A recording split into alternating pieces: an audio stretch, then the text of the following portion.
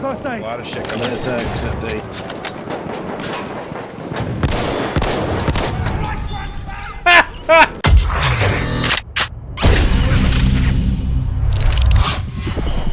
Hey guys, my name is X Factor, and I hope you're having a great day.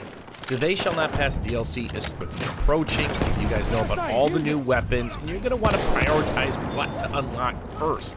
Therefore, we're going to go over the 1970 factory, as I ding that guy for 90 in the head, talk about the optical variant, the little variation between the two, and kind of talk about the gameplay style that you have to basically alter, because you can't play as aggressively as you would with other medic weapons. And if you love reloading with lengthy reloads or double reloads, this weapon is for you. Now let's talk about aim punching, something that's in Battlefield. As you get hit, your crosshair jumps around. You just kind of saw it there. But you're going to get an even better idea of what aim punch is as a potato 2 shots. See all that jumping of my optic in between missing a couple shots? That is aim punch. Why do I bring that up? Because the RSC, whether it's the factory or the optical, carries a max of 6 rounds. Empty chamber reload gives you 5, a clip. Therefore, you're going to want to double reload that.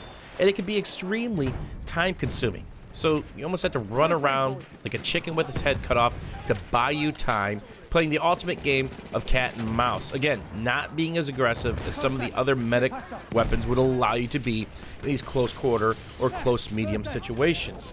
So, if you're reloading on empty, it's a 3+ second reload. How about if you got 1 round left? 2.7. That means you're close to 6 seconds if you're doing a double reload, because you're most certainly going to want all 6 rounds. Now, if we're talking about some of the other medic rifles available with 20+ rounds, if you do an empty reload and you're missing 1 round, that's not a big deal, because you're most certainly going to have 18+, enough to take down a whole bunch of bad guys, enter a room with 3 or 4 people, and maybe even take all their heads off.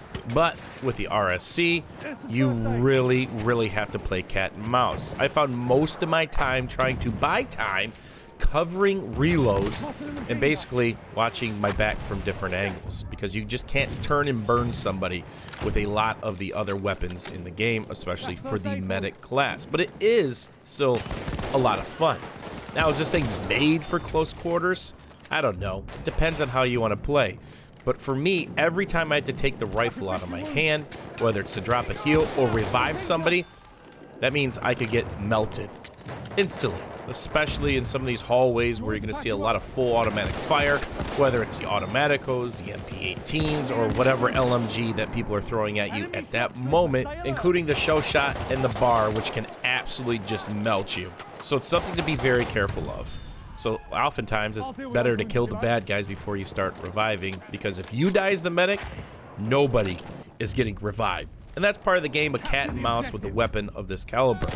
So think about this. You get in a gunfight, as you just saw me do, might have been down to 2 rounds. Do I reload or do I revive? Remember, it's a 2.7 to 3 second process depending on how many rounds left in my weapon. But if you can land that first shot in the head, it is 90 damage. In the body, it's 50+. You can 2-shot people all day, every day. But again, we already talked about aim punch. If you're getting aim punched, if you blow that first shot, go full potato, you've already blown a shot. You might blow the second. Now you're down to 4. You're more than likely not surviving. And that's another thing to take into account when using this weapon.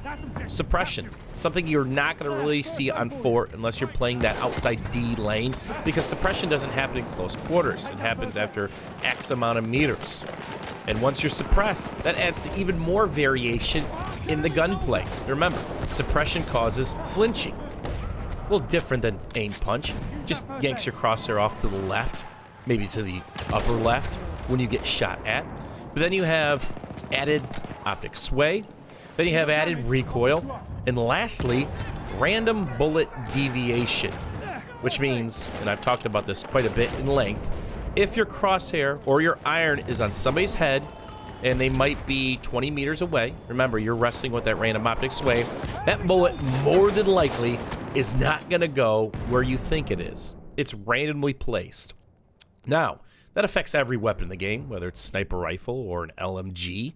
But the problem is, again, you only have 6 rounds. More than likely, less at that time. So is this something you want to shoot through? Maybe on this map, because again, it really only happens on the CD outside lane. But more than likely on any other map, you're not going to want to shoot through the suppression mechanism. You're going to want to wait for it to die down because you simply can't afford to waste that ammo. Again, putting you more than likely in a reload scenario or double reload scenario. And this isn't the sweeper or the 1906 where you have tons of ammunition. Maybe you can afford to stay engaged because you're not taking fire. Multiple guys are slowly coming around a corner, or you're fighting to get through a choke point, much like we are right now. You can afford to miss a couple due to RNG, or even land a couple more and try to pick off those medics and drop them. Anytime you're in close quarters or in a scrap with another squad or two, try to focus on their medics, because if not, if they win the gunfight and they've got a medic or two still standing, all those guys are coming back up. They're going to get through that choke point and be breathing down your neck. And that's what you see me do a lot of times in Conquest. Try to pick the medic. Most importantly, try to get out of the friendly Zerg. I talk about this a lot when I do Battlefield videos. For those of you who do not know, that's the vast majority of a team's forces, whether it's a friendly Zerg or enemy Zerg. Whenever you play Conquest, this tends to happen. They'll have a massive clump of enemies moving towards a flag, and then on to the next, and then on to the next, and your team will be doing the same thing. Oftentimes, they're moving counterclockwise together or clockwise, and very rare to meet. So I try to back off, try to work back caps, often against very tough odds, but if you can win a flag, that's another spawn point, and again, it's gaining that ticket bonus, which you most certainly need. So here you see me get a little bit of a flank on to try to protect D, assuming that the rest of my squad can clean it up, but it just didn't work that way. So D could be this pretty tricky flag to fight over, and there is an example of the medic coming through. Had no idea they were back there, picked up both guys, and we just got beat down and blown off that flag. So another thing that I want to talk about is the ease to unlock this weapon. I'm actually going to put this in my top 3 weapons to unlock first in the DLC when it hits vanilla, because it's pretty simple. More than likely, you've already got the SL Sweeper unlocked. A very good weapon for close quarters, something that you could do a lot better with when it comes to terms of aggression when playing this map. You need 50 kills, and you need 50 revives. That's it. That can be done in 1 round of Conquest or 1 operation. If not, it might only take you a couple of rounds, but more than likely, you're helping your team by being a medic and reviving people, keeping that fight going, keeping it hot on the flag. So what about the optical variant? Well, again, it does give you a bonus to ADS, or aim down sight, when it comes to the accuracy. Doesn't have any more ammo, doesn't have a faster reload, but it sticks you with that 2.5 to 4 times optic. That's something you really want when people are up close and personal and pushing you, when every single round counts. So, remember suppression? It's the same whether you have irons or an optic, but it feels worse with an optic, because obviously when you're looking through something that's zoomed, that effect feels and seems magnified. And of course, the aim punch. You definitely don't want to be missing shots with this weapon at any point in time. So the big downfall for it is max, it's got 6 rounds. Most often, it's got 5. And you often have to play the cat and dance of engaging, disengaging, trying to buy yourself time like I am right here to play another level or 2 back just to get a reload off. Now, when I tend to play medic, I do tend to play a supportive role, trying to play a level or 2 back, but oftentimes when it was our squad going against 1 or 2 squads, that's very tough to do when you play outside of that Zerg. But it's also extremely rewarding when you can win a couple fights, and always know when to disengage and get another flag. We have lots of people floating around D.